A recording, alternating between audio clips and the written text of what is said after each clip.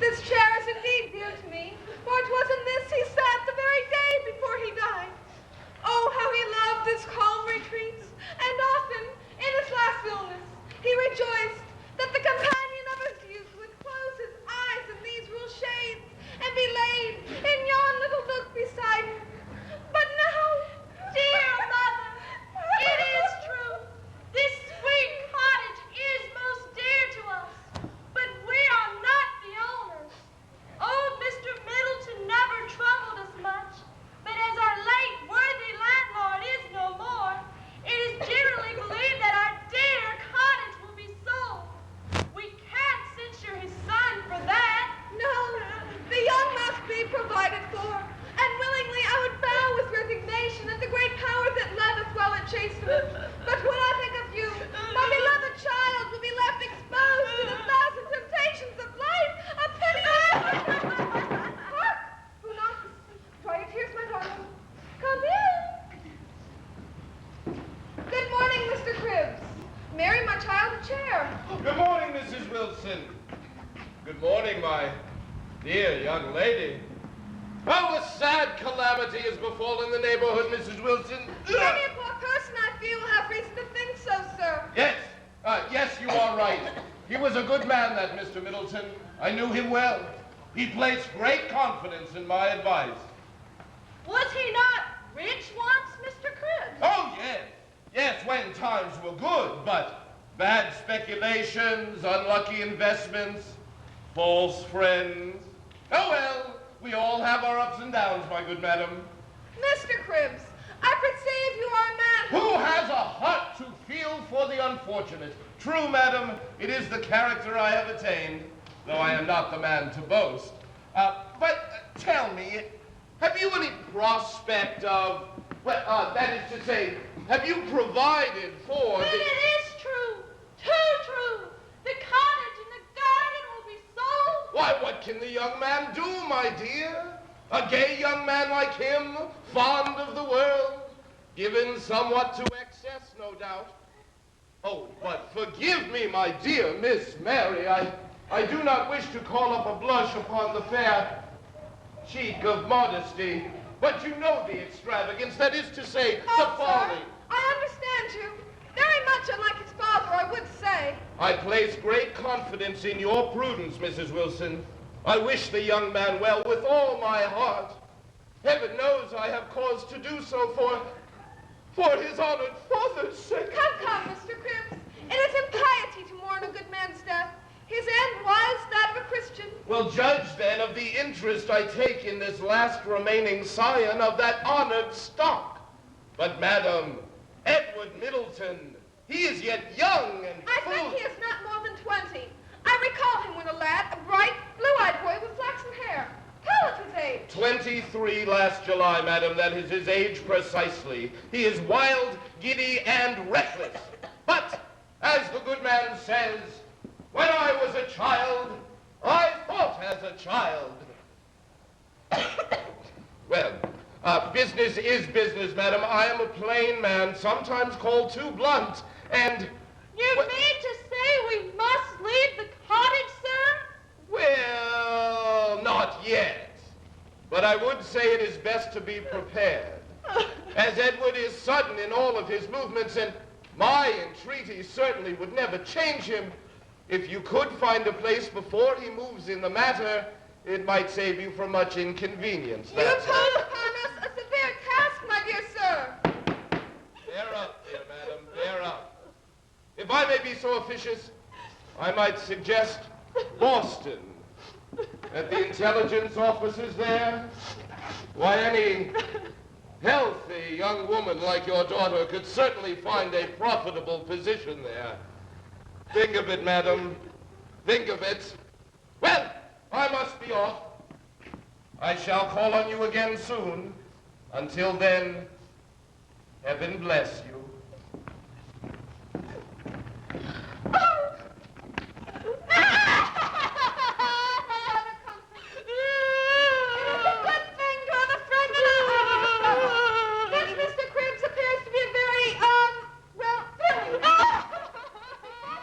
Advice, we should do well to make our proposed trial of this young man, Edward Middleton.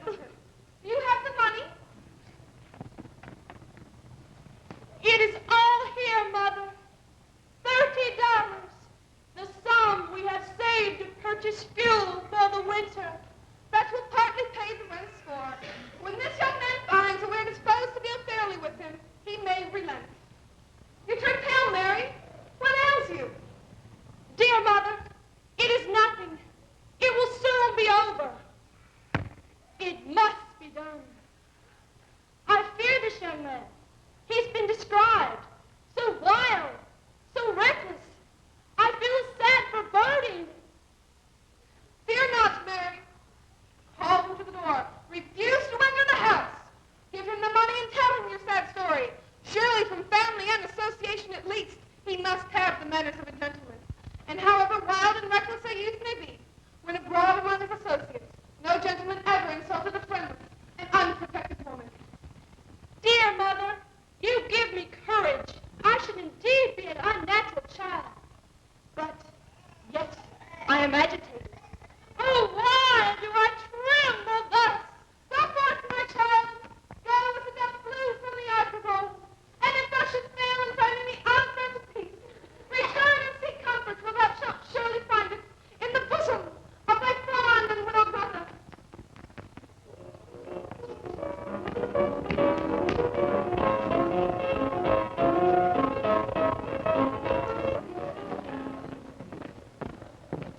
Well, that interview of mock sympathy and charity is over, and I flatter myself pretty well acted, too. Yes, the widow and her daughter must quit the cottage. Of that I am resolved. First, for the wrongs I years ago suffered at the hands of old Wilson, and second, because it suits my own interests. And in all matters between myself and others, that last clause is a clincher. Ah, here comes the girl. I must watch closely now.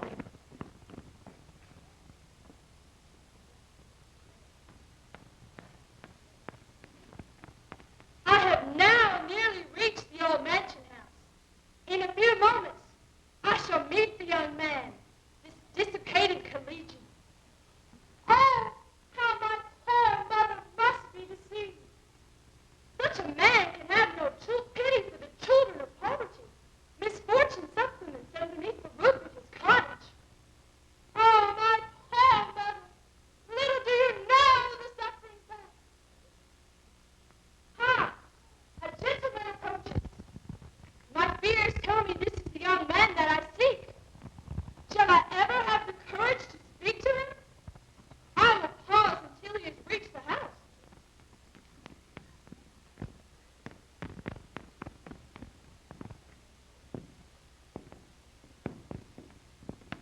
Well, good day, son of my old friend. Well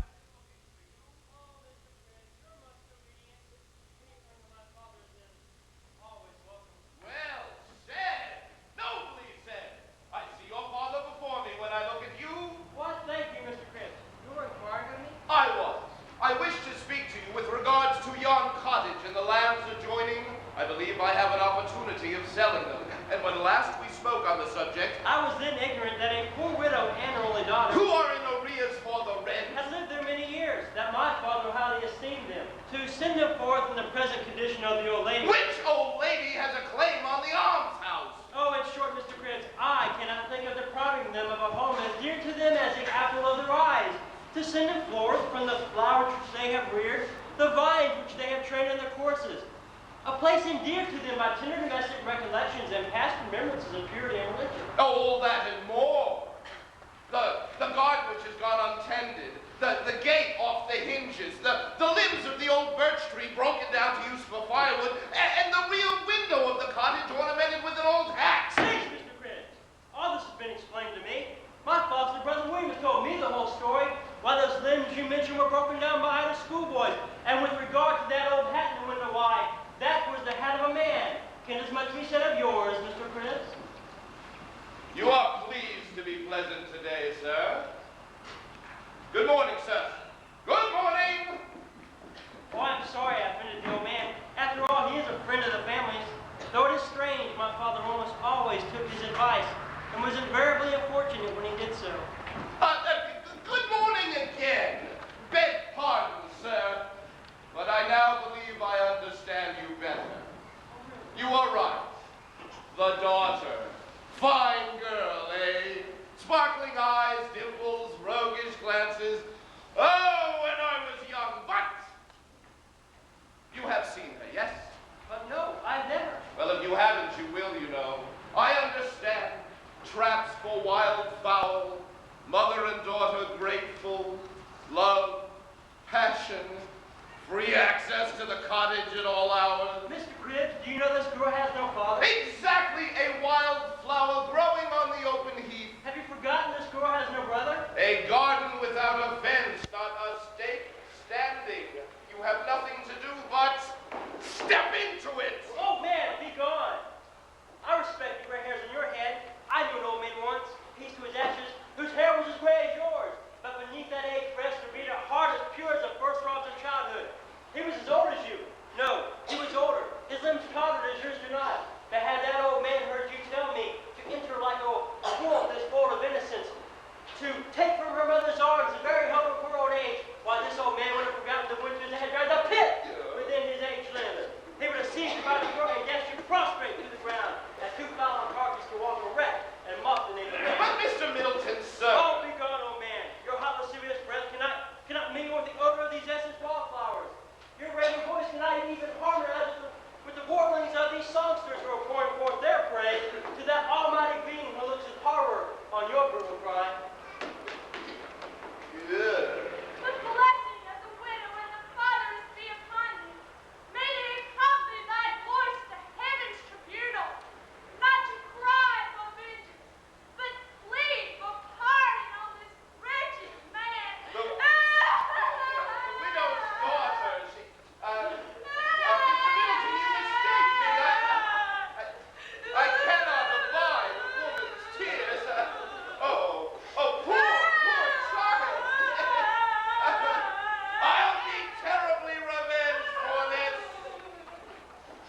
This, then, is the widow's daughter? Oh, she knows not the cold forms of this fashionable miscalled world. Chris, too, gone. Tell a scandal why. I'll overtake the rascal and at least give no color to his base fabrication. Stay, sir. I pray you. I have an errand for you. Me? This is part of the rich witch. No, girl, you have not overheard the discourse I had with the old man who just left. I have told him. That we should remain in the cottage. Oh, Sarah, is that a reason why we should withhold from you these dues? Now, pay you double pleasure. Since we recognize a principle in our benefactor. Take this, I entreat, 'tis a portion of the debt, but be assured the remainder shall be paid as soon as business, willing hands can earn it. No, dear girl.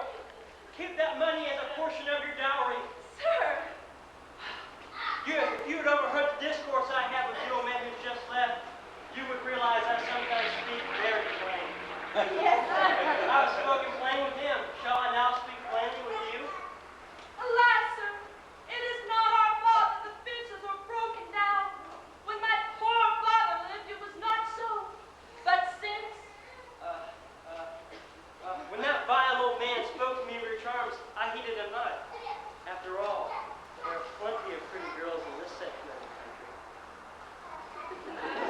But I have since discovered something more than the ordinary beauty which he described, a charm that he is incapable of appreciating. The charm of mental excellence, noble sentiment, filial piety. But these are the charms which make you conspicuous above all the maidens that I have seen.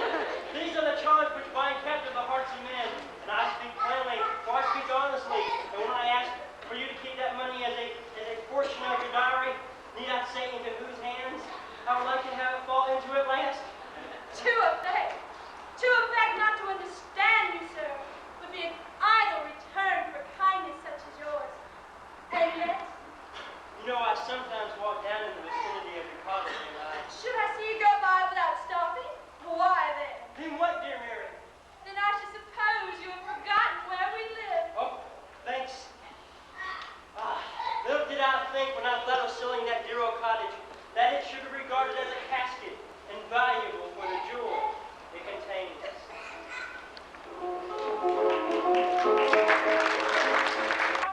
Synonymous.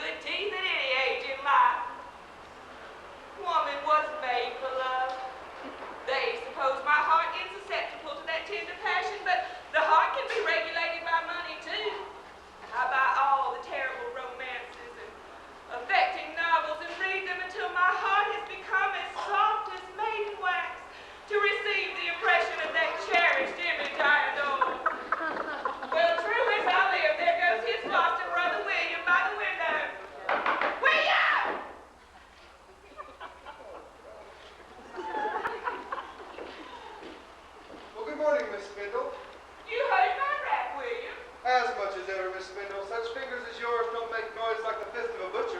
Oh, well, my hand is small, William, but I had supposed that you'd noticed it.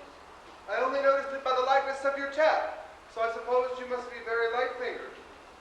Pray sit down, William. Take a chair. Don't be bashful. It's much too modest. Oh, well, it's a failing I've got, Miss Spindle. I'm so modest I always go to bed without a candle. Shall I tell you what I have thought, William? Well, that's just as you agreed to with yourself. I don't care much about it one way or the other. I heard you singing as you came in, William. I suppose you know I, too, sometimes invoke the help of polyhymnia. Well, I don't know as to Nina, but if you want to hire good help, you can't do better than hire Polly Stryker. Old Farmer Jones' wife started by her first marriage. You don't understand the heathen mythology, William. Well, I hear Parson Roundtake speak sometimes of the poor benighted heathen, but I can't come anything to their conchology, you call it. Would you like some shell barks or chestnuts, Miss No, William. But, you see, this is what I've thought. There are two sorts of men. Well, yes, Miss Spindle. Long ones and short ones, like cigars. Sometimes the short ones are the best smoking, too. No, you mistake my meaning, William. Some are warm and susceptible to the charms of women, Yes, ma'am. Carolina fellas and Florida boys.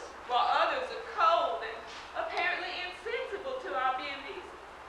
Canada fellas, Newfoundlanders, and Blue Noses. Now, William, dear William, this is the confession that I would confide in your generous secrecy.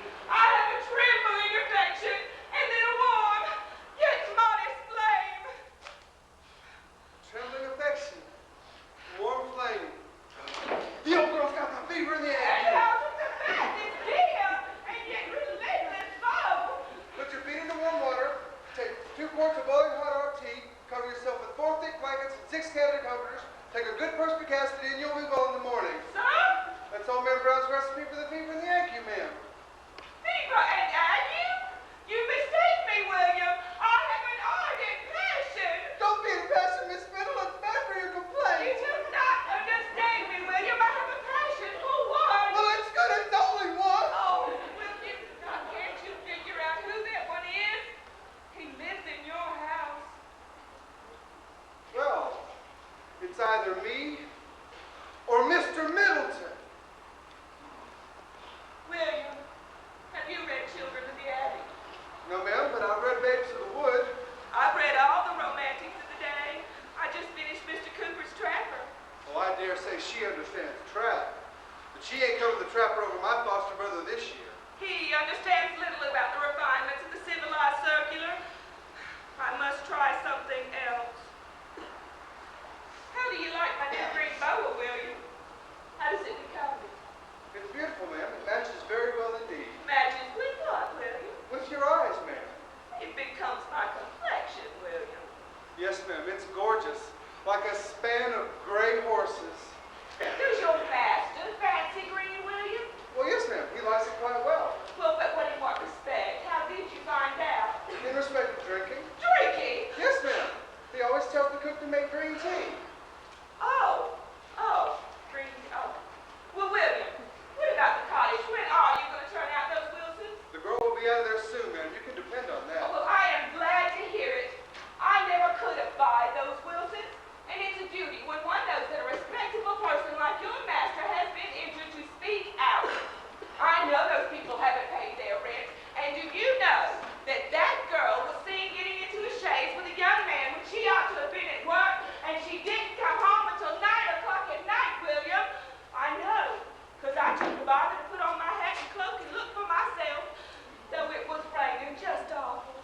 That was when you caught the fever and the ague, ma'am. Goodbye, ma'am.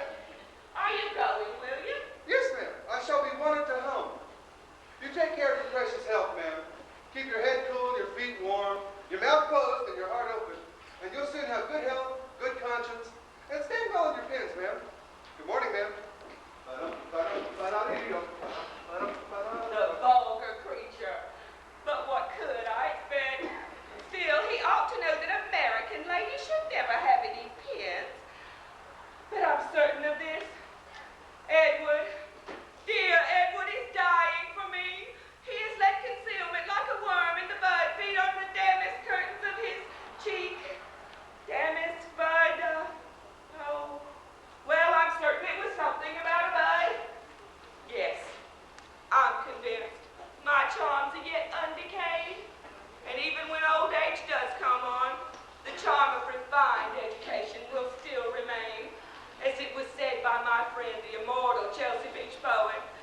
may break and ruin the vase, if you will, but the scent of roses will cling around still.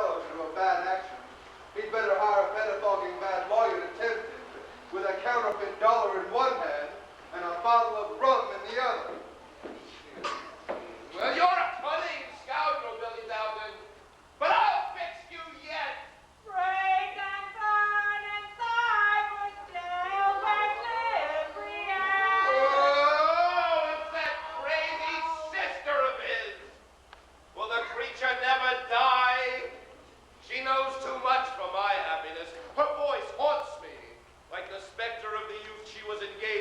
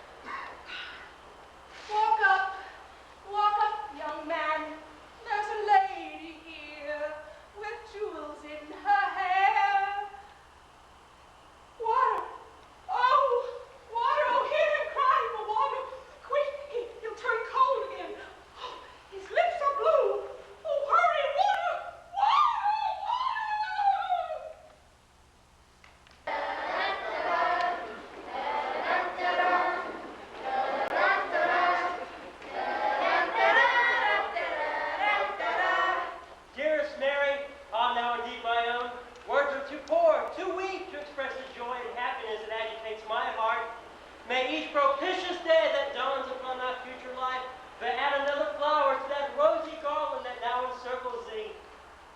Thanks, Edward. Thy benison is echoed in my inmost heart. Ah, Farmer Gates, many thanks for your kind remembrance. My friends, your children too are here. Yes, my dear Mary, your happiness sheds its genial rays among young and old. Young man, I was a witness at your father's wedding. May your life be like his, an existence marked with probity and honor, and your death as tranquil. Miss Wilson, I remember your sweet daughter when but a child of 9 years, and that seems only yesterday. Ah, dearest Patience, I am glad to see you too. And who is this? Your brother? No, an acquaintance. Yes, an acquaintance. Oh, yes, I understand. My dearest children, the blessings of a bereaved heart rest like the dews of heaven upon you. Come, neighbors, let this be a festival of joy. Be happy, I entreat. Well, if there's anyone here happier than Bill Dalton, I should like to meet him. Well, let's go.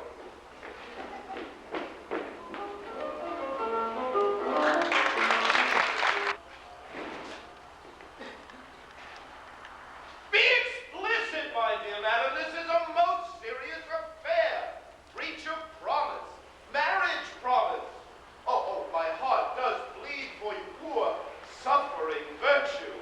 But you must tell me the particulars. Oh, sir, why would you have me harrow up my feelings? My bleeding heart, by the recital of my afflictions, I have let concealment like a caterpillar in a buttonwood feed on my cambric cheek, and I can't remember the rest of it. Alas, dear lady, pray go on. Well, the first of our acquaintance was down at a corn husking. Not that I have a practice of attending such vulgar places, Oh, Squire. but- certainly not, certainly not. Well, I was over-persuaded. I set up and stripped the dry coatings from 2 ears of yellow corn. Only 2, Squire. I husked no more. Indeed, 2 ears. Now you are certain it was but 2 ears. You see, it is best to be particular, and we are going to make out a prima facie case. Well, I did get hold of a red ear. That was the last that I husked. I think it was a red ear, so I was obliged to be kissed. Oh, Squire, think of my mortification when I was told that such is the invariable rule, the custom at a husking. Yes, your suffering must have been intolerable. Oh, you do know how to feel for delicate timidity. Well, a big, coarse fellow named Bill Bullis rose up to snatch the fragrance from my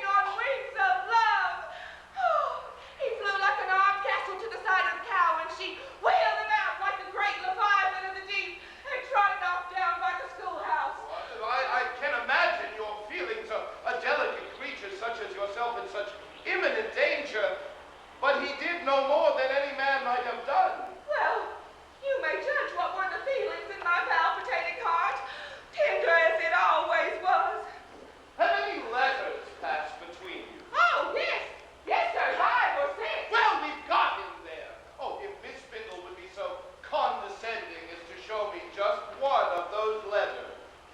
But he's got them all in his possession. Unfortunate. Horrible. But how did he obtain possession of the letters? I sent them. Sometimes by one person, sometimes by another. But how, madam? His letters... Oh, sir, mark his ingratitude. I sent him half a dozen letters and... I understand. The correspondence was all on one side, then. Not one letter did he send me. Oh, think of it, Squire. All my tenderness, all my devotion, oh, my breaking heart. Oh, humbug. Well, I'm sorry, Miss Bindle. I have a pressing engagement. Must be off. But, Squire Prince, what is your advice? How ought I to proceed? Get your friends to send you to the insane hospital and place you among the incurables as the most idiotic, rusty old maid that ever knit stockings. Oh! Spirit of the Lucretia Borgia! How less pattern of purity! Was there ever such a Yankee hedgehog? Oh!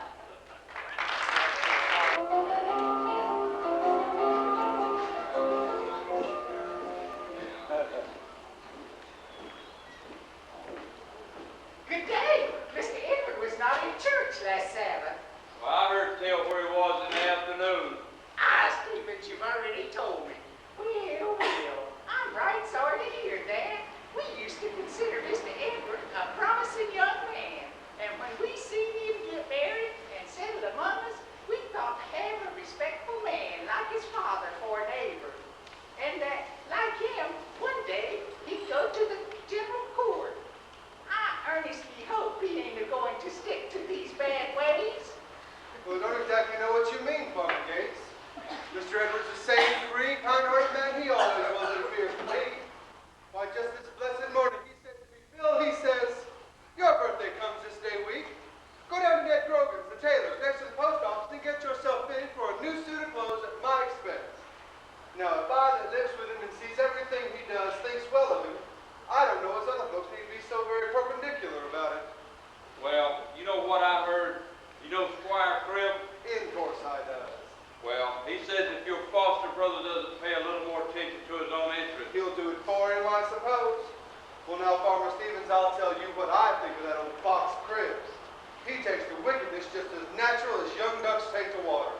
Why, I think, really, if Mr. Edwards' soul was put in a great box, that 7,000 such souls as that black beetle wouldn't fill up the chinks, the spare room around the edges. Well, now, William, my man, give me your hand. Lawyer Chris, very but a middling character hereabouts. He does have a prodigious sight of learning, and 'tis not for the likes of me to choose between. But I'll be darned if I don't like a man who stands up for him whose bread he eats. And so, William, anytime you want to drink a cider, you just call up our way, and you can have all you can drink, even if it's a gallon.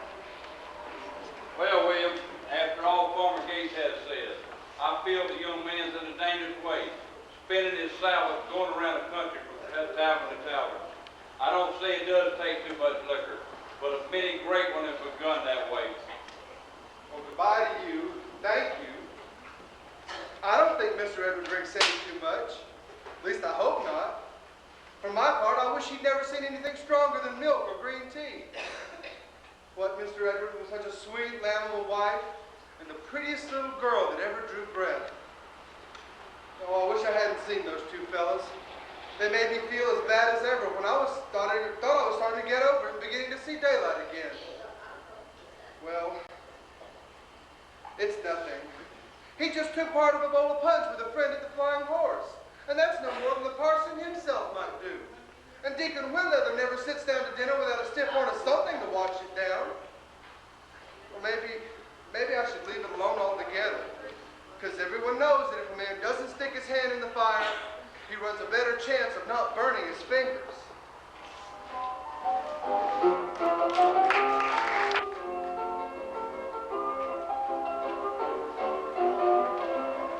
Queen Victory amounts just about much as frogs and mice. Well, that's Pope. We've got the book in the house now. Battle of Frogs and Mice. Landlord, will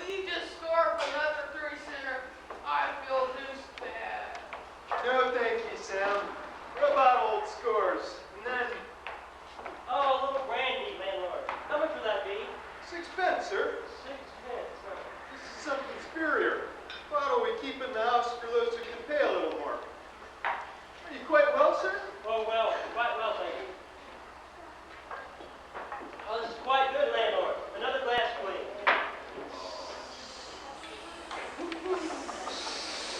Well, Mr. Middleton, you here. This is a good one. First time I was ever here except on business. Dare say you can say the same. Well, now that we have run into each other, what say we honor the house, eh? Squire, how are you? Glad to see you. Just fine, just What's it to be, gentlemen? Say, Mr. Middleton? No, I must be excused. After all, I have dressed to drink. Oh, well, what say we just leave it to him, eh? Landlord, how long has it been since I've seen you? I believe it's been at least 10 years now, Well, Squire. see? You remember the day Si Morton had his raising? The day I saw you digging in the woods. Just the cramp I'm subject to them. I've never seen you since then. Yes, come, Edward, come, let's drink. Go on, Mr. Middleton. Squire wouldn't advise you to do unless it right. Oh, no, come.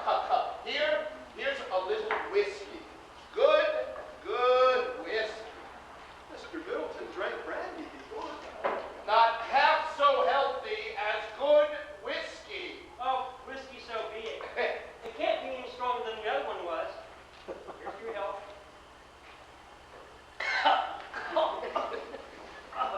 Woo! This is quite good. It goes to the right place, eh, Mr. Tripp? Hey. Is this Irish whiskey, landlord? Yes, sir. Pure in a shall. Well, them Irish are sure noble people.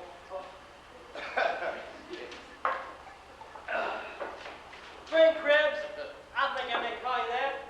I never doubted it for a moment. Never. Oh, I might have suspected once or twice, but suspicion's but at best a coward virtue, and the sober second thought. Exactly. I have a heart, Krebs. I have a heart.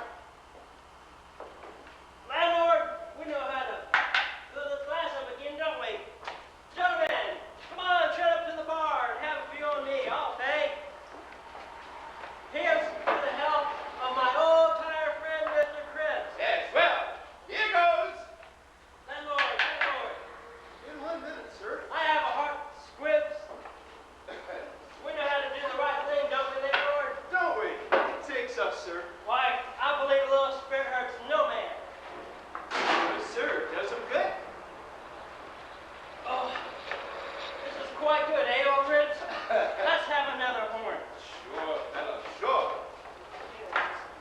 Come on, gentlemen, shut up and drink. Come on. Well, I don't want to hurt the house. Oh, no. Mustn't hurt the house. Hey, get up, don't you hear the news? Oh, what's that for? Hey, get up. Come over here and get something to drink. Well, I don't want to hurt the house. Well, you will hurt the house if you keep knocking over glasses like that. In the absence of burgundy, whiskey will have to do.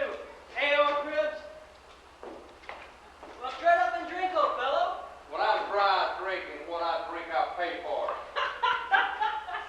You're saucy, old fellow. That's what you are. What do you think I am, a sponge? Put my hand in another pocket, be off. You make a fool of yourself. Fool. Call me a fool. Call me a fool, and I'll knock you down. That's what I'll do. Go away, you drunk. Drunk. Yeah, they're free on you, drunk. Take that. Landlord, I had nothing to do with them. Well, he's got it anyhow. Serves him right, quarrelsome young fool. House was quiet enough before he came in here disturbing honest folk. This is too bad. Gotta get him home. He lives 2 miles from here at least. Mr. Middleton, where is he? Good Lord! Who did this?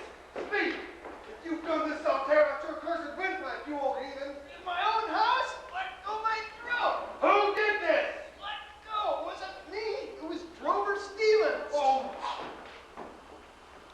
God, blood on its forehead. Mr. Edward, speak to me. Speak! Oh God, his poor wife.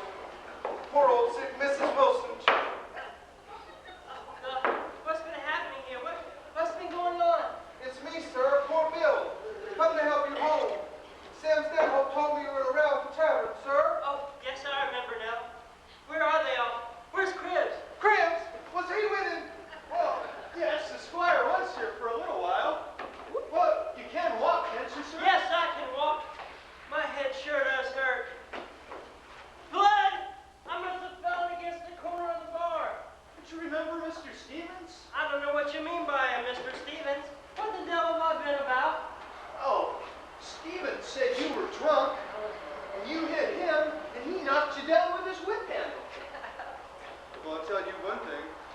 I can get a hold of Mr. Stevens, I'll make him smell something nastier than peaches. Or my name's not Bill. Come, sir. Come home. Drunk buddy. Oh, agony, agony. Here, sir. Lean on me. You, go stand for sugar and water your bad grandma, corkscrew. It was poor Mike. Hush, William. Hush. Pray give me your pardon, sir. Oh, I wish I'd died before I'd seen this. Drunk buddy. Shame. Shame.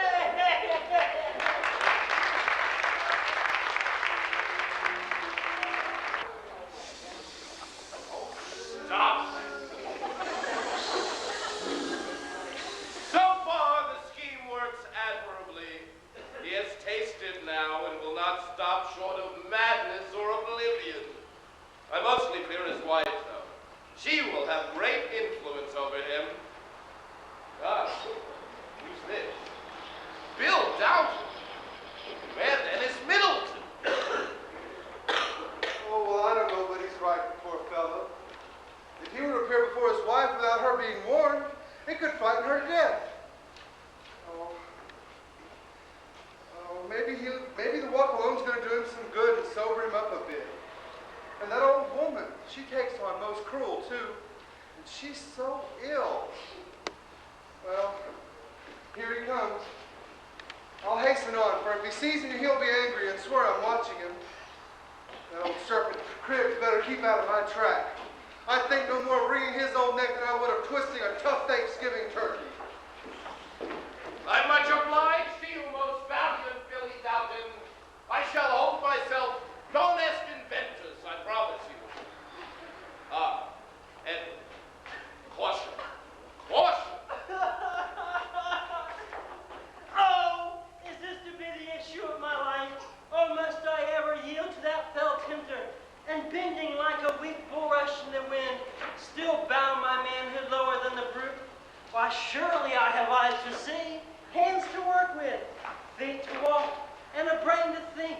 Yet the best gifts of heaven I abuse. I lay aside our bounties, and with a willing hand snuff out the light of reason. I recollect my mother said, my dear dying mother, they were the last words I ever heard her say. She said, whoever lifts his fallen brother is far greater than the conqueror of the world. Oh, my brain hurts so bad.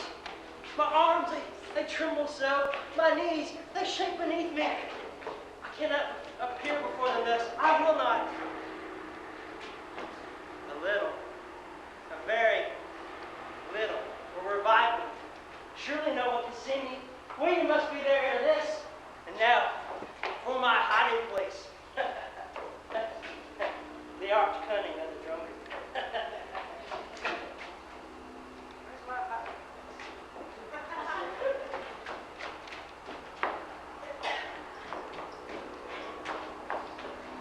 So it relieves, it strengthens. Oh, glorious liquor, why did I ever rail against thee?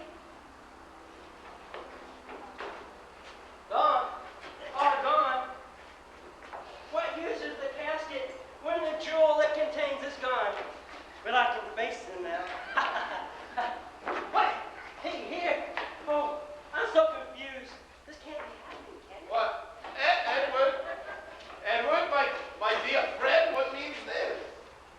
Begone, villain! Pretend not thy ignorance. Were you not there when that awful fray occurred? Why did you desert me? What? As I am a living man, I know not what you mean. I was called away on business. I left you there, jovial and merry with your friends. Friends? Drunkard friends? But you may be right.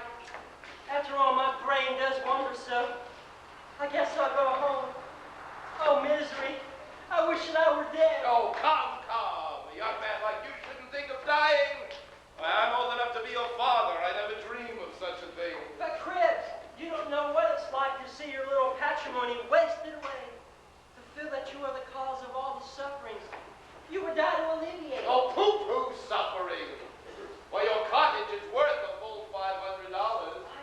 Just yesterday, Farmer Amson was inquiring as to how much it could be bought for. But for Cribs. Well, Edward, well. You see,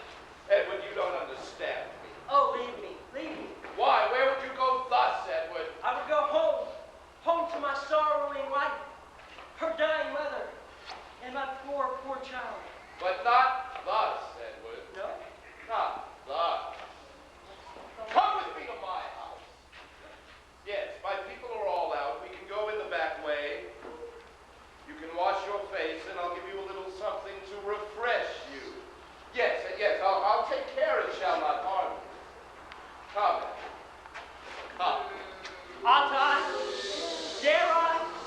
Is this indeed best? Oh, to be sure it is. A little brandy. Brandy? Good brandy.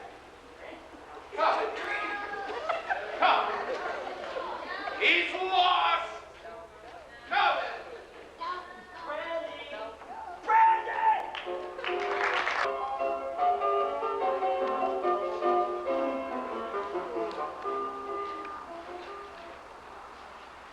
Oh, heaven, have mercy on me. Aid me, strengthen me. Weigh not thy poor creature down with blows beyond our strength to bear. But I fear my poor suffering mother will not last the night. And Edward comes not, and when he does arrive, how will it be? Alas, alas, my poor lost husband. I think I can nerve myself against everything but, oh misery, this agony of suspense. It is too horrible.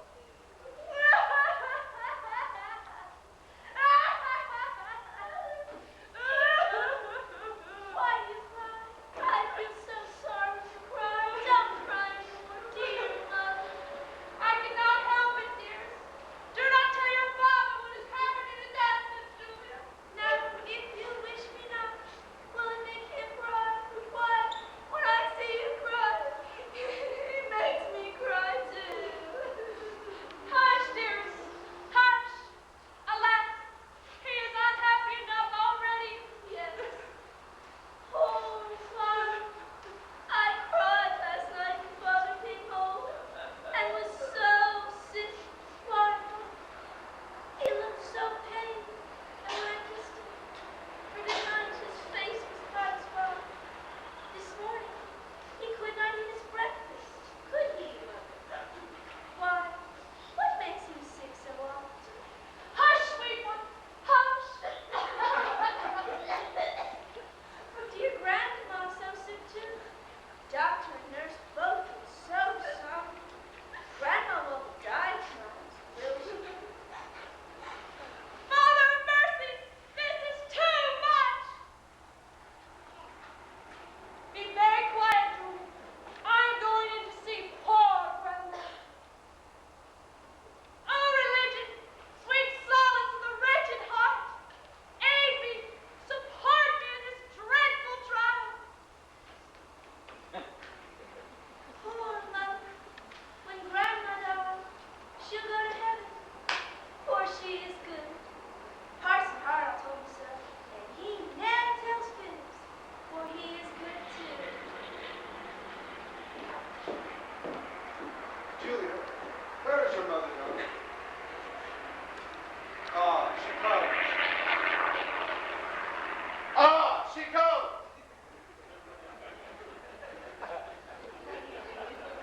How is your poor mother, madam? Near the end of all earthly trouble, William. She lies in broken slumber. But tell me, where's my Edward? Have you not found him? Yes, ma'am. I found him in the tap in the village. He had fallen and slightly hurt his forehead. He begged me to come before so as you should not be frightened. He'll be here soon. Faithful friend, I wish you had not left him.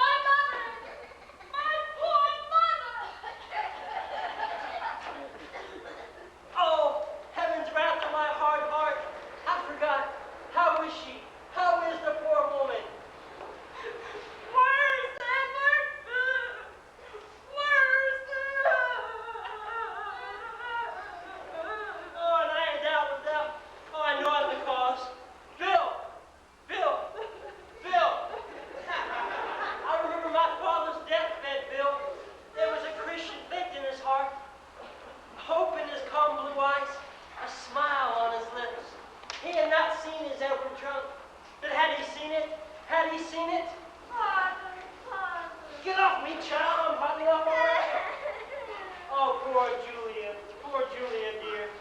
Bill! Bill!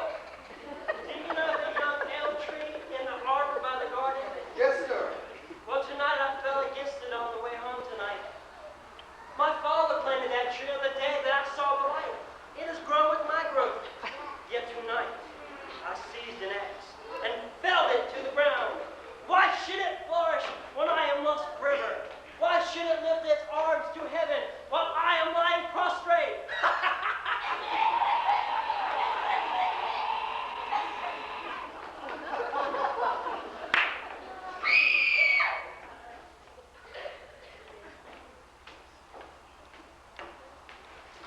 Edward! My mother! Mary!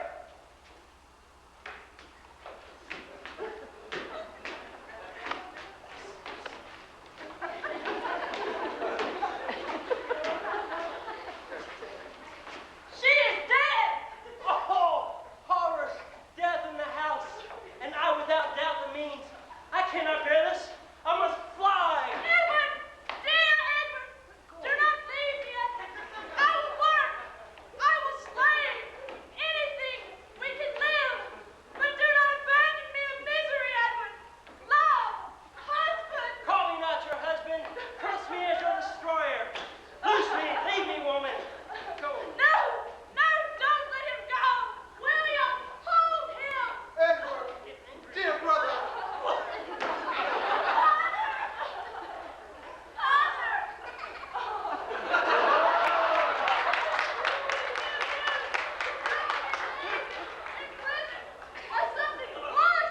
Why fasten me down?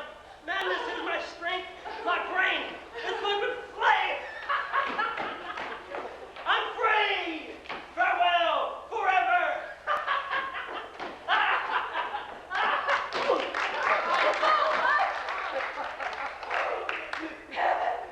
Edward, brother.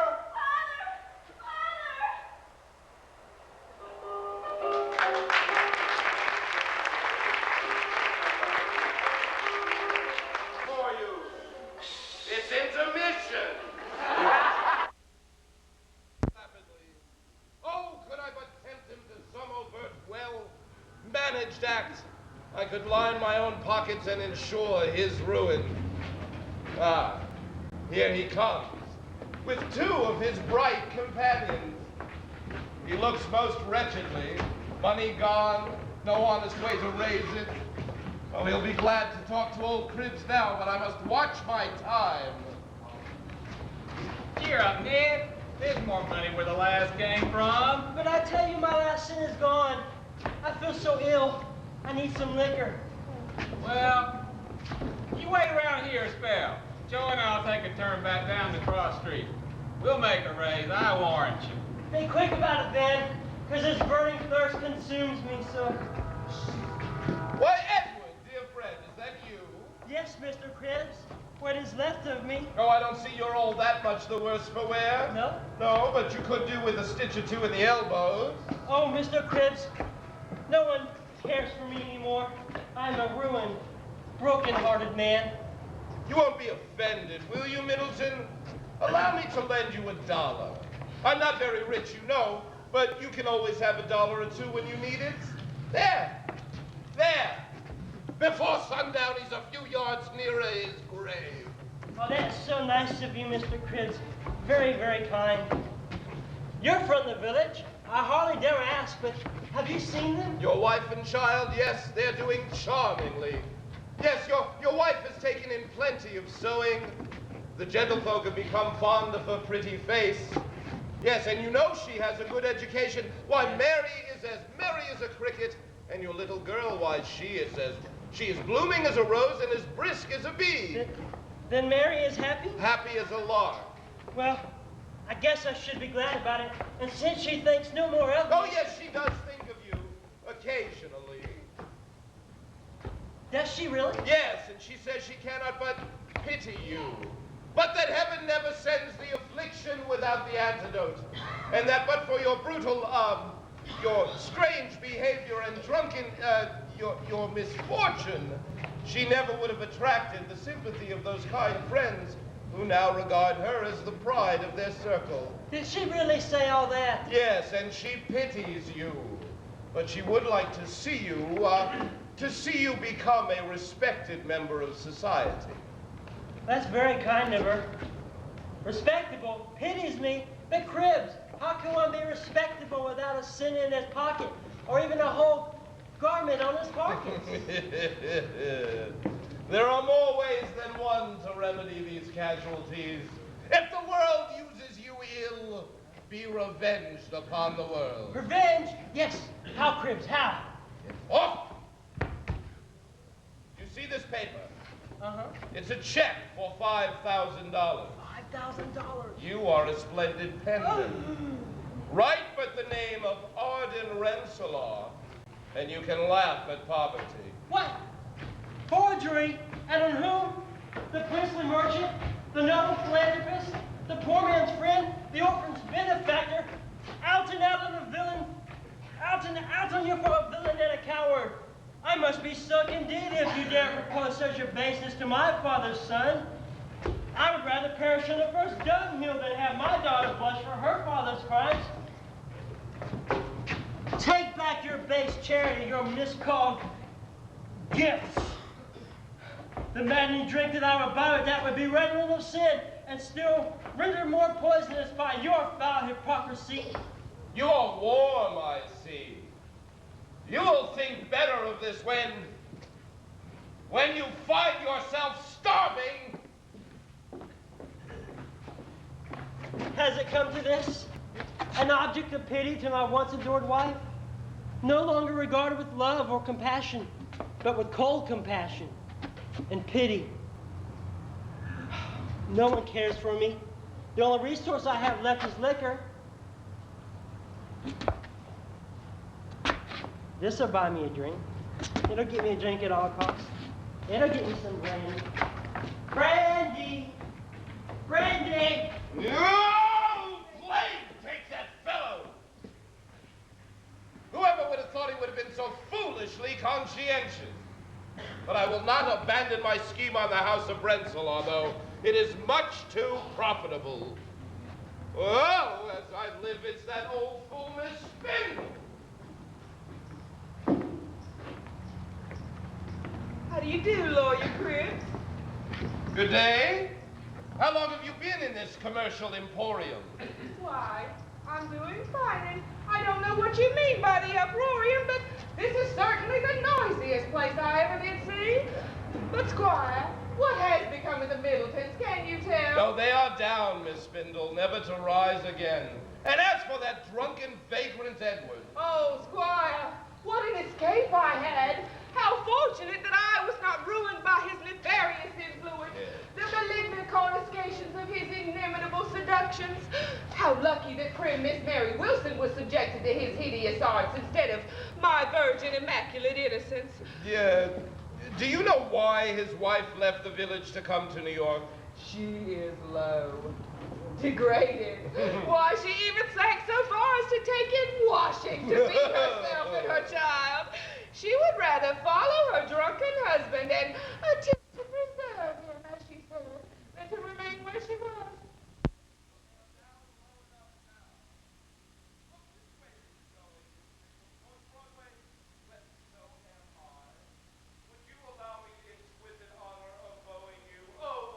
Perfection of your sex and adoration of ours.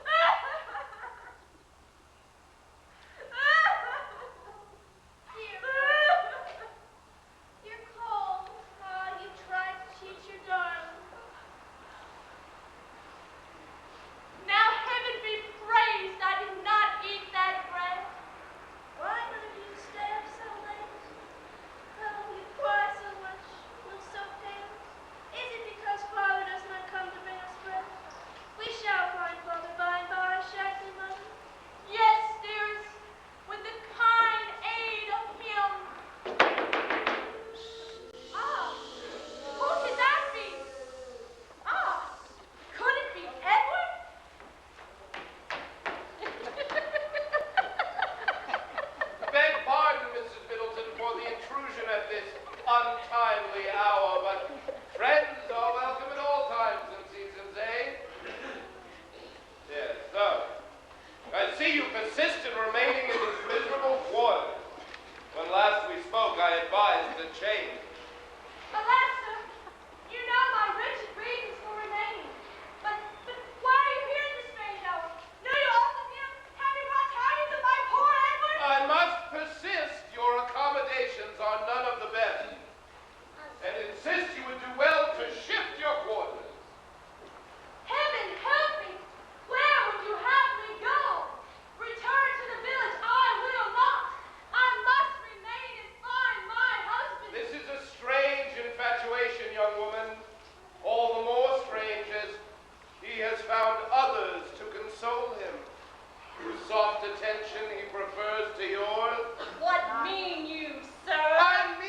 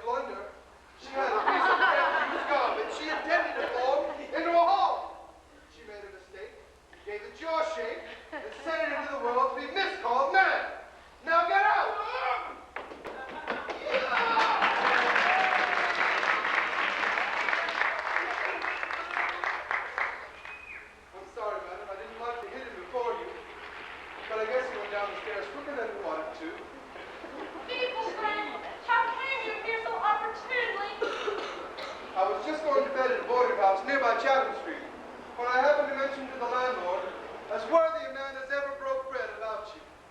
He told me where you were, and I thought you might be more comfortable there. Come, Mrs. Middleton.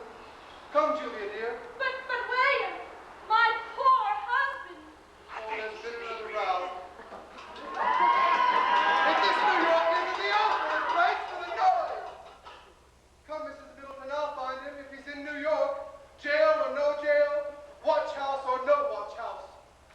Heaven preserve my poor Edward.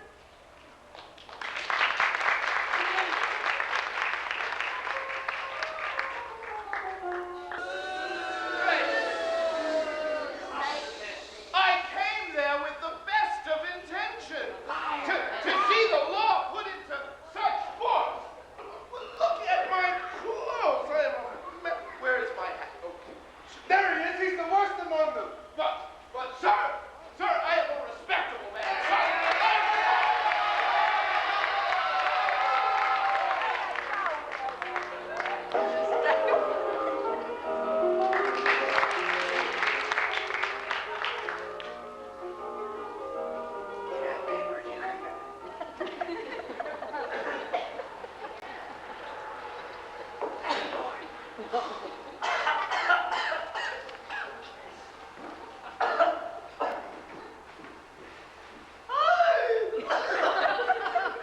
What kind of horrible place is this?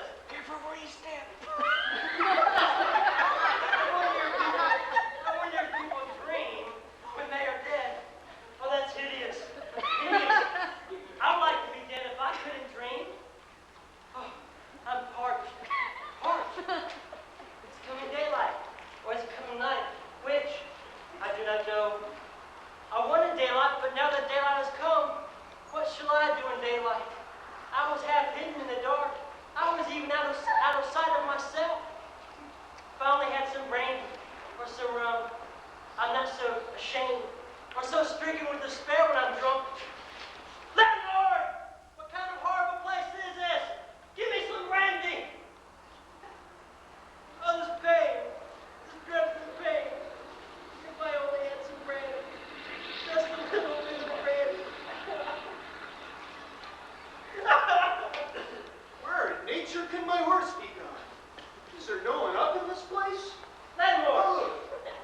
Oh, Landlord, I say. what's that? No. Have you seen my horse? Why, it's that skid gallows Middleton. How came he here?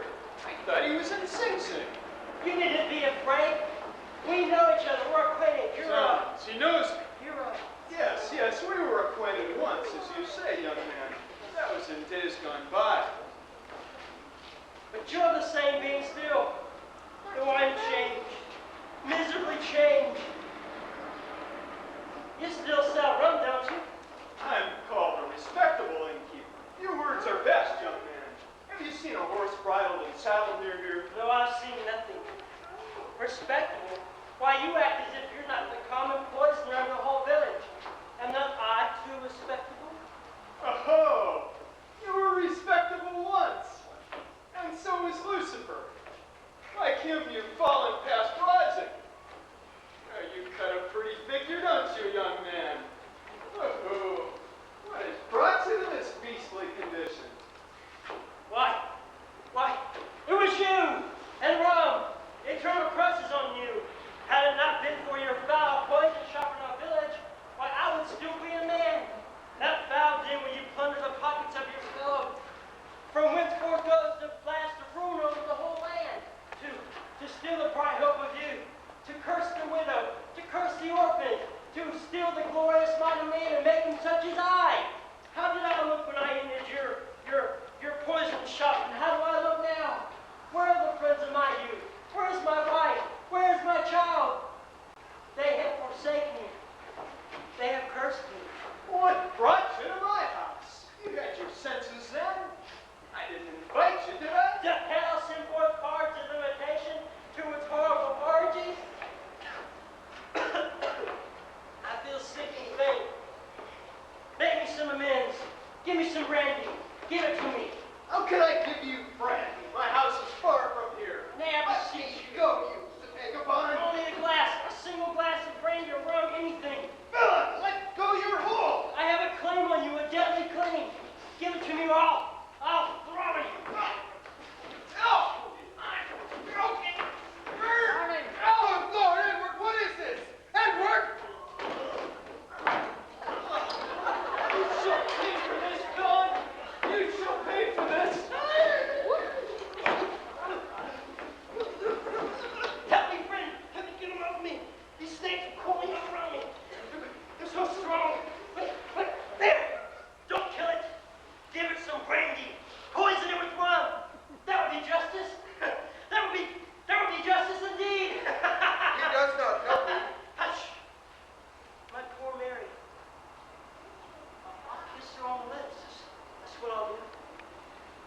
No, she would reject me if she knew it. Hush. Poor Mary and her child. Oh. If this world turns around one more time, I swear we're going to slide right off into eternity. Wait, I got an idea. A boiling sea of wine, fired by the torch of fiends. He's quite helpless. If I could just gain some assistance. He can't move to injure himself. I must venture.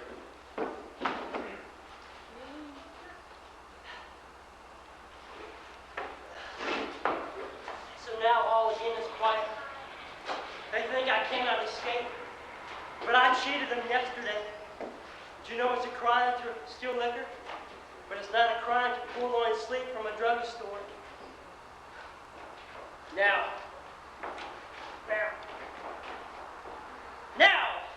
for the universal antidote, the conqueror of all earthly care, death.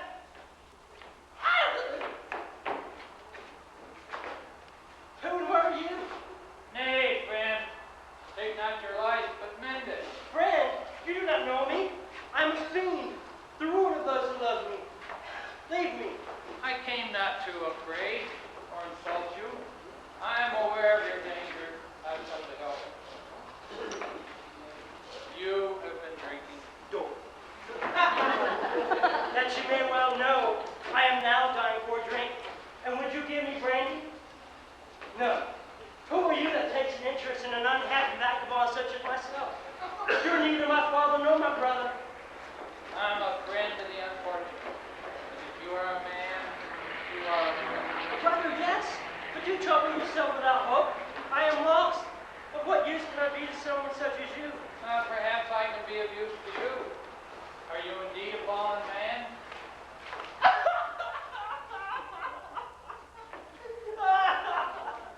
If so, you have a greater claim upon my compassion, my interest, my utmost desire to return you to the station in society from which you have fallen. For he who rescues the fallen fellow creature from the dust is greater than the hero who conquers the world. Merciful heavens!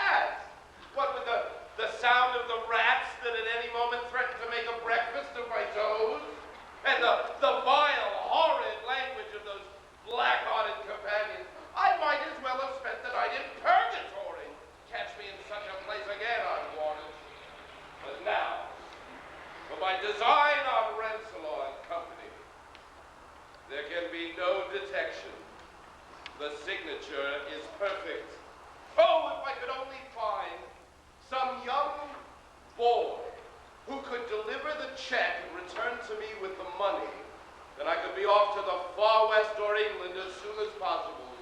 Oh, if I were only sure of the ruin of that drunken scoundrel and the infamy of his tiger-like wife, then I should at last be content.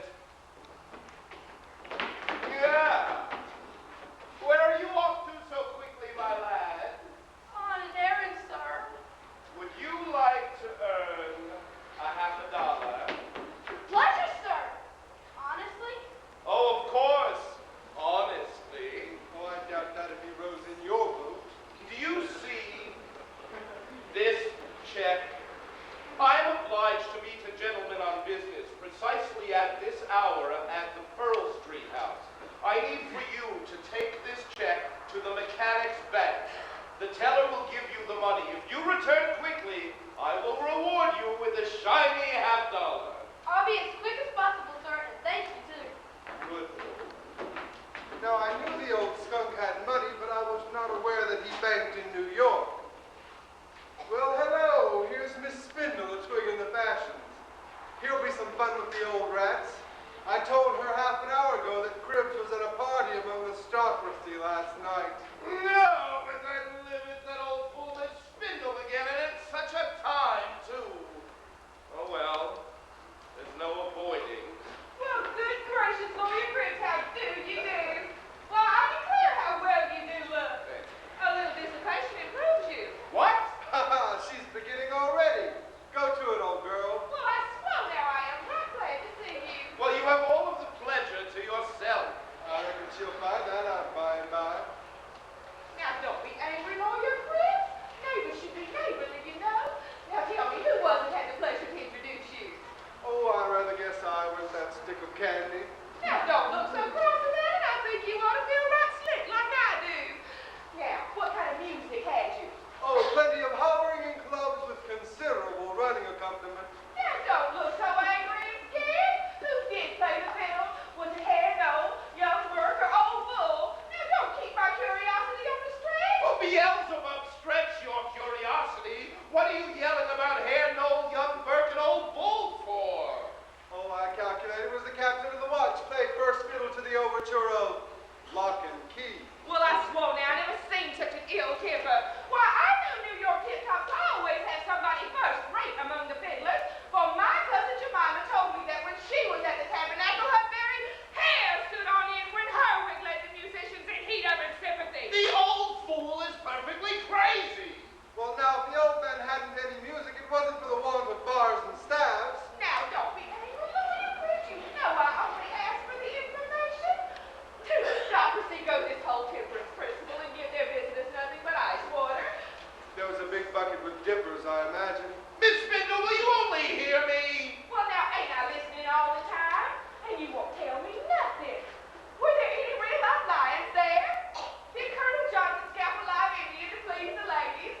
Did Dr. Dodds put everyone into a phosphoric state when they were all dancing and the lights went out? Oh, did Senator Dean dance a hornpipe to please the children, then make them all the punch at 12 o'clock? She's going to ask him directly if the elephants played at billiards. Miss Spindle!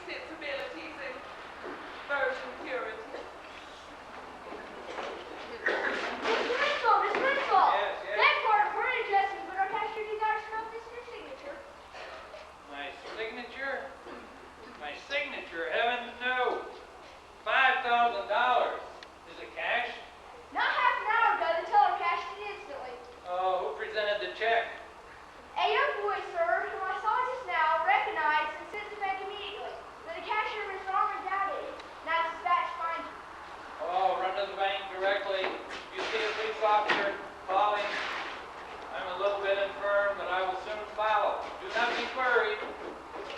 Our great measures must be prompt, and I fear not the result.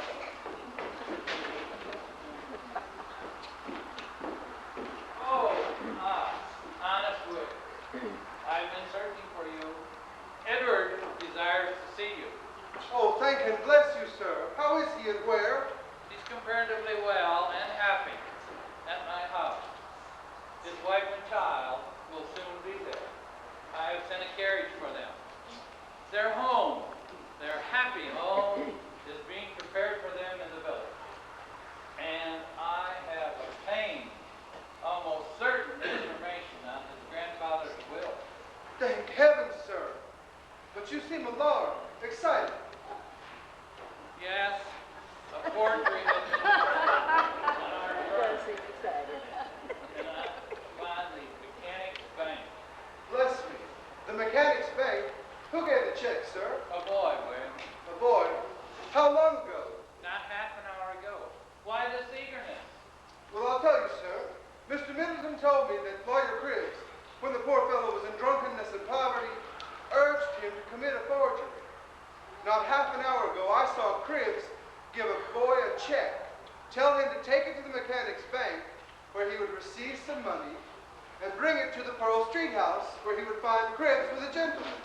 Oh, I see it all now. Come with me to the tombs, and we will get an officer. And if you see Middleton, do not at present mention this. Come. I'll follow you, sir, heart and hand. And if I can get my grip on that old fox Cribbs, he won't get easily loose, I guess.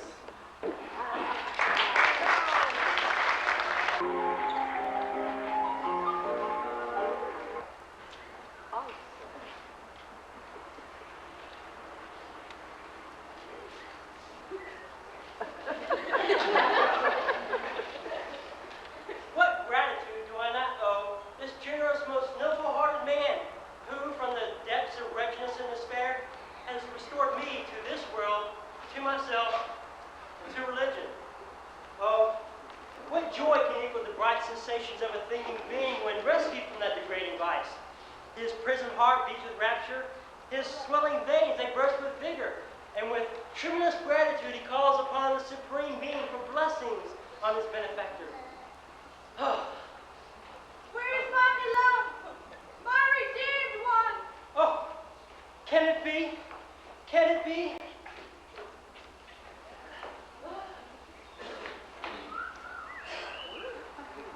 Edward, my dear, dear husband! Mary!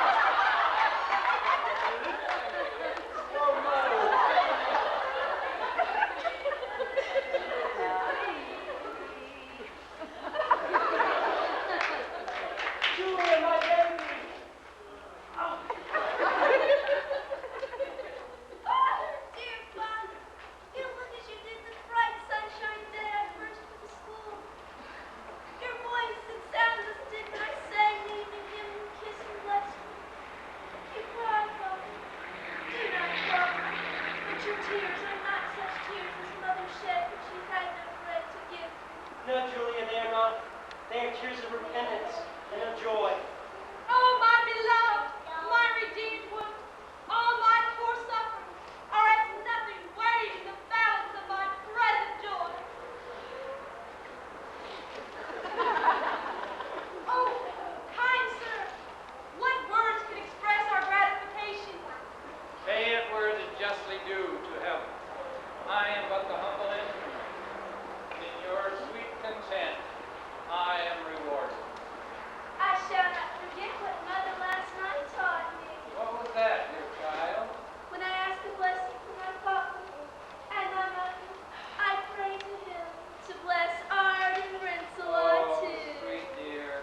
I will not wrong your generous nature by some fulsome act of gratitude, but I humbly hope that he will give me the strength to continue in the path that you have so richly adorned. For in the words of New England's favorite poet,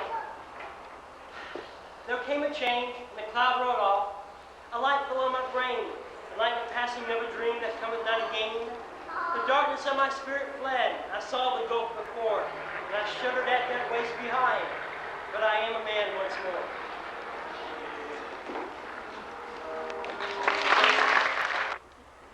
Good afternoon, Mr. Gates. I see you returned from Boston earlier than common today. Any news? Anything strange? Well, yes, I guess there is. Just by the post office, I met William now. How are you, says I, and was driving along slowly when he hailed me to stop. And I forgot to ask you, has White Cliff been here today? I've not seen the old lady. Why do you ask so peculiar? Well, William, you know, is as honest as the sun, and he said there were dreadful suspicions that Prince had committed a major forgery on the firm of Renslaw and Company. And since I was already in my wagon and had a fast horse, he wished I would drive out here quick.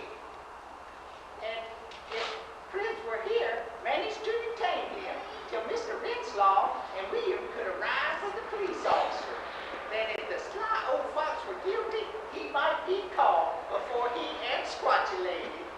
Well, I hope Mr. Predator Benedict is not guilty of such a bad deed, though I have long known his heart was blacker than his coat. Witness his conduct to the sweethearted will of poor Sister Agnes. By the way, did you tell him the glad news that her senses were restored? No, I heard it was too great, but his mind will be prepared for it, for good Dr. Woodworth always told him her malady was but temporary. Well, the girl's got some secret to tell, but she'll not tell anyone but William. Hark, that's his voice. Yes, that's William, sure enough. Well, William, everything is just as you desired, but no sign of the old one yet. Well, that old rascal's on its way to be sure. Bill Parkins told me he saw him passing through Kingsbridge not half an hour before we came through there. Now, he's taken the upper road, evidently all pursuit out of the track. Mr. Renslaw and the police are waiting at the crossroads, and I rather guess we can take charge of the lower part of the village. But mind you, you're not to say anything about this to Edward Middleton. Mr. Renslaw would not have him disturbed until all this business is secured. Oh, I understand how the whole village rejoiced when they see him and his sweet wife return in peace and joy to the happy dwelling of their parent. Have you seen your sister, William? No, Farmer, nor do I wish it till all this business is fixed. She wishes to see you. She's got some secret to tell you. A secret? More of her wild fancies, I imagine, the poor girl. No, William, you're mistaken. Your sister's mind is quite restored. What? Don't trifle with me, Farmer. I couldn't handle it. I tell you, William, she is sane. Quite well, just as Dr. Woodworth said she would be. What? Will she know me and call me by my name again? Will I once more hear her caroling voice to the sun at the early morning? Will she once more join the singers at the meeting house? And shall I once again hear her murmur the prayers our poor mother taught her? Thank heaven! Thank heaven! Come, Rouse, William, she's coming. They called her Blue-Eyed Mary with fame and fortune filed. Stand back for a moment or two, Farmer. I'll be right in a few minutes. William, brother. My darling sister. William, I know you. I can speak to you and hear you. Dear, dear brother. May he be praised for this. William, I have much to tell you, and 'tis important you should know it instantly. I know Edward Middleton is here, and it concerns him most.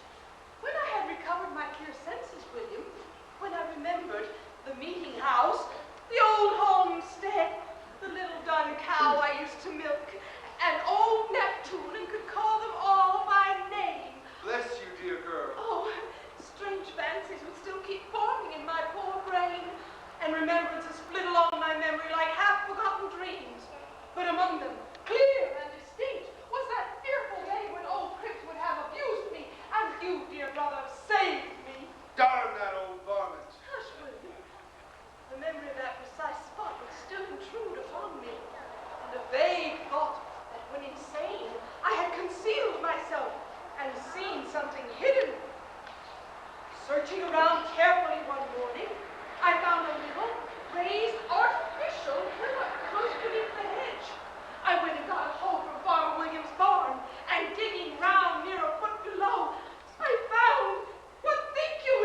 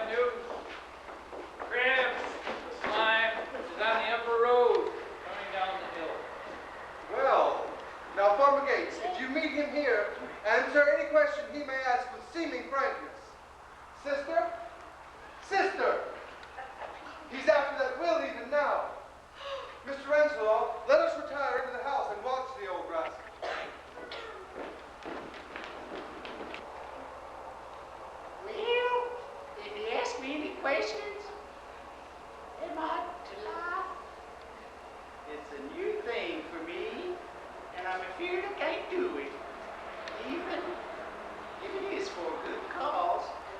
Well, if I mustn't tell the truth exactly, then I must do what the papers say the members in Congress do, and that is to dodge the present question.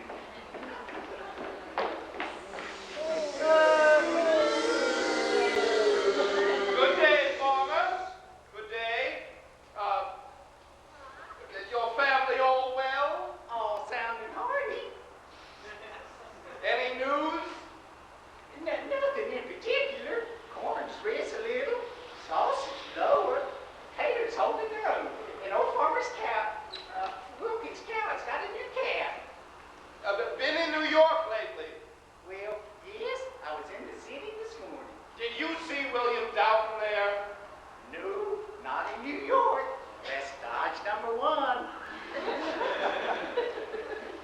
Fine day, eh? Fine day, considering. Think it's likely to rain? Well, if it does, we'll have a shower, I guess. Old black coat didn't get much out of me that time. He's gone. Now, for the will and instant flight. If I take the lower road, I shall escape all observation. Haste. Haste!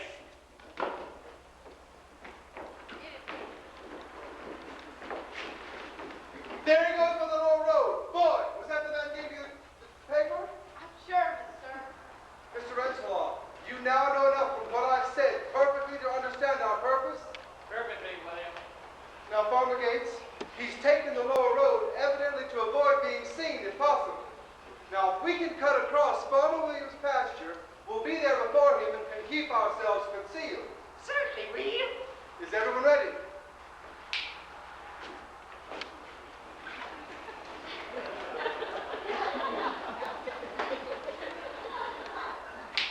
We're here before him.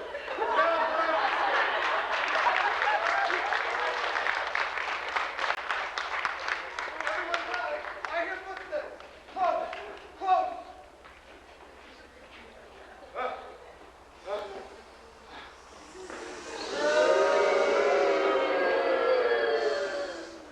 All safe.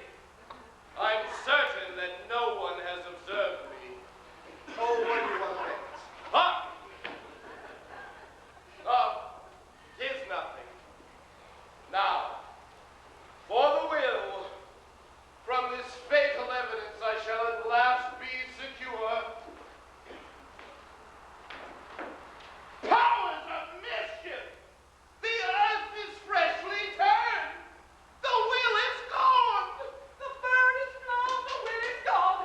The rightful heir has got his own. Oh! Betrayed! Ruined! Mad devil, you shall pay for it!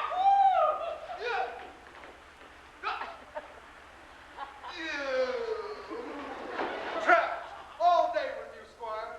Hush, William. Do not oppress the downfallen fellow creature. Most unfortunate of men. Sincerely do I pity you.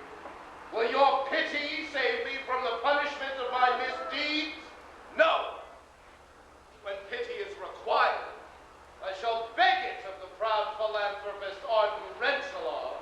Why, you unhappy wretch. What motives could you have? The world's goods were plenty with you. What tempted you into these double deeds of guilt?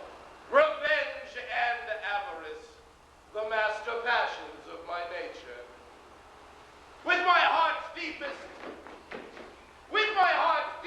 blackest feelings, I hated the father of Edward Middleton. When I was but a youth, he detected me in a crime of such vile atrocity it might have cost me my life. But he would not betray. Rather, he pardoned, pitied, and despised me. From that moment, I hated with a passion so intense, it lived beyond the grave, descending to his noble son. By cunning means which you would call hypocrisy, I wormed my way into the good graces of the grandfather, who in a foolish moment delivered into my hands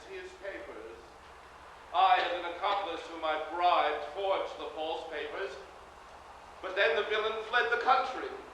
Fearful he should return one day and denounce me, I dared not destroy the real papers. But yesterday, the news reached me that he was dead. And now, one blow of evil fortune has destroyed me. Repentance may yet save you. Never! I have lived a villain, and a villain. Wait a minute. Let me die. William.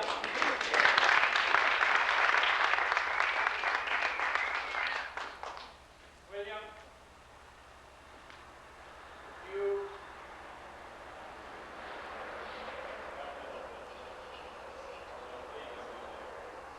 Oh, if you see him, sometimes come along. But if you see him, tell him within the next day or two, I will see him. I must follow that poor man to New York. But Mr. Rensselaer, what blessings could possibly repay you? The blessings of my own approving conscience. For the heart of the feeling man is like the noble tree. The wounded itself pours forth its precious balm. And when the just man departs this transitory world, the dark angel of death enshrouds him with heavenly joy and carries his spirit, the smiling spirit, to the bright regions of eternal bliss.